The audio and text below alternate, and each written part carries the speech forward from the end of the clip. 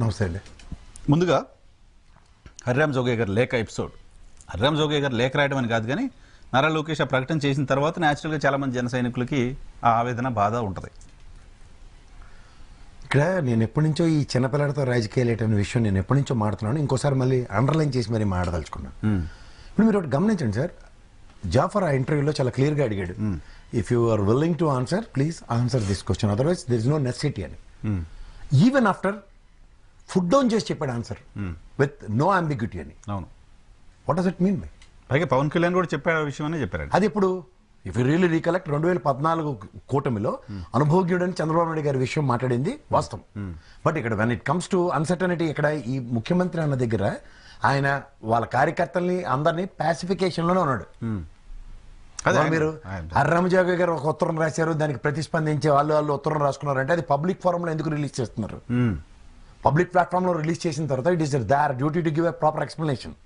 And more over public domain లో పెట్టిన Lokesh interview కూడా అంతే జవాబుదారీతనం కావాలి. ఏ కెపాసిటీతో నువ్వు మాట్లాడావు అన్నది ఫస్ట్ క్వశ్చన్. రెండోది అడగడం కాదు కదా, జనసేన పార్టీ ఎందుకు రెస్పాండ్ అవ్వట్లేదు దాని మీద? That's what the biggest surprise is. ఇప్పుడు మీకు వాళ్ళు ఏదో లచ్చికి చిటి పార్టీ కదా, జోగే గారు is part and parcel of ఆ పార్టీయో కదా, లేకపోతే వాళ్ళ కొడుకు దాంట్లో ఆస్పిరెంటో కాదో ప్రజలందరికీ తెలుసు. వేర్ దిస్ పవన్ కళ్యాణ్ గారు అన్నది జనసేన పార్టీ, దాని యొక్క వైబ్రేషన్స్ అందరికీ తెలుసు. ఇవాళ ప్రాపర్ గా వాళ్ళ నాయకులు అందరూ, వాళ్ళ క్యాడర్ అందరూ, జన సైనికులు, వీర మహిళలు అందరూ పవన్ కళ్యాణ్ గారే ముఖ్యమంత్రి అన్న దగ్గర ఇంకా పవన్ కళ్యాణ్ గారి పరంగా పాసిఫికేషన్ జరుగుతుంది. నిన్న యువగలం ముగింపు సభలో అదే డాస్ మీద మొత్తం ముగ్గురు ఉన్నప్పుడు అప్పుడు అనౌన్స్ చేసి మాట్లాడుంటే it would have been something else. Instead of that ఇక్కడ ప్రాపర్ పెయిడ్ ఇంటర్వ్యూలో ఆ విధంగా మాట్లాడిన దాంట్లో with proper intentions and contentions తో మాట్లాడిన డెలిబరేషన్, ఆ డెలిబరేషన్ కి వల్ల ఖచ్చితంగా ఎక్స్ప్లెనేషన్ ఐదర్ చంద్రబాబు నాయుడు గారు అండ్ లోకేష్ ఇచ్చి తీరాలి. The decision will be made after the election and what Pavan Kalyan said we are confirming to that అని. వాళ్ళు తంగా స్లిప్ లోనో లేకపోతే ఏదో ఫ్లో లోనో ఏదో మాట్లాడితే ఎక్స్ప్లెనేషన్ ఉంటుంది సార్. చాలా కాన్షియస్ గా పర్ఫెక్ట్ గా ఈ మాట పవన్ కళ్యాణే చెప్పారు, అంబిక్యూటీ అవసరం లేదు, చంద్రబాబు నాయుడు గారు సీఎం అని లోకేష్ చెప్పిన తర్వాత ఇంకా వాళ్ళు ఇంకేముంది రెస్పాండ్ అవ్వడానికి? అదే చెప్తున్నాను సార్, ఇవాళ వాళ్ళ మనోభావాలకు సంబంధించిన విషయం.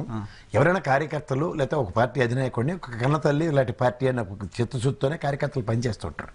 వాళ్ళు ఇప్పటికే చాలా చేత్కరాలు అవమానాలు అనుభవిస్తున్నారు. పవన్ కళ్యాణ్ గారు మీరు నేను డెసిషన్కి మీరు ఏమైనా డివేట్ అయితే you'll be considered as coverts అని.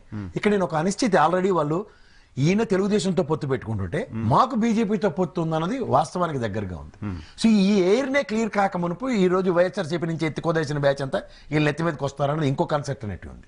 సో ఈ మధ్యలో ఎంతకైనా ఫ్రిక్షన్ వాళ్ళు తట్టుకుంటూ ఉంటారు. ఎవరిని కౌంటర్ చేసినట్టు నారా లోకేష్ గారు? పవన్ కళ్యాణ్ ఏమో ఎన్నికల తర్వాత ఆయన చెప్తున్నమాట, ఎన్నికల తర్వాత సీఎం ఎవరో తెలుస్తున్నారు, ఆయన అఫీషియల్గా ప్రకటన చేశారు. దాన్ని కౌంటర్ చేస్తూ లోకేష్ గారు మాట్లాడారు.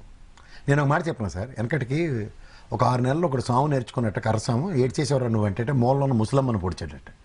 ఈయనకి నిజంగా కథన రంగంలో రాజకీయ ఎత్తుగళ్ళు, రాజకీయ స్ట్రాటజీస్ చిన్నపిల్లలకి ఏమీ తెలియక ఈయనకి భయం చెప్పి కూడా లేక ఈయన ఇష్టారాజ్యంగా చేస్తున్న రాజకీయాలకి at the cost of Pavan Kalyan and Janasena party అవుతుంది. మీరు గమనించుకోవాలంటే ఇక్కడే కాదు కదా, నారా లోకేష్ అనే వ్యక్తి అంత కాన్షియస్గా చెప్పాడనే విషయం నేను ఎందుకు కోట్ చేస్తున్నాను రిపీటెడ్గా అంటే, అంత కాన్షియస్గా చెప్పాడంటే స్ట్రాటజిక్గానే పవన్ కళ్యాణ్ని గిల్లడానికే లేకపోతే పవన్ కళ్యాణ్ అవసరమైతే బయటికి పంపించడానికో ఏమన్నా వ్యూహం ఉందా? నేను అంటుంది అదే సార్. ఇప్పుడు వాళ్ళ వ్యూహాలు ఇవన్నీ అంటే రామ్ గోపాల్ సినిమాకి వీళ్ళేం స్పాన్సర్ చేయట్లే కదా, వీళ్ళేమో వ్యూహంకి ప్రతి వ్యూహం నేను చేయట్లే కదా. వీళ్ళ మొహానికి వ్యూహం అని అనరు, దాన్ని నమ్మిన వాడికి నమ్మక ద్రోహం చేయడం అంటారు. ఇది ఆల్రెడీ అది ఈ విషయంలో పవన్ కళ్యాణ్ గారిని జనసేన అనాలి సార్. ఎందుకు ఉన్నమాట మాట్లాడడం.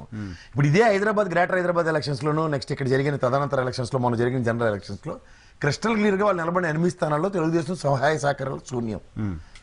ఈ ప్రాతిపదిక మీద అక్కడ ఆంధ్రప్రదేశ్లో ఏ ప్రాతిపదిక మీద సహాయ సహకారాలు అందిస్తారండి? ఊహల్లో ఉయ్యాలు ఊగుతున్న పవన్ కళ్యాణ్ గారికి ఇది ఐ ఓపెనర్. ఇప్పుడు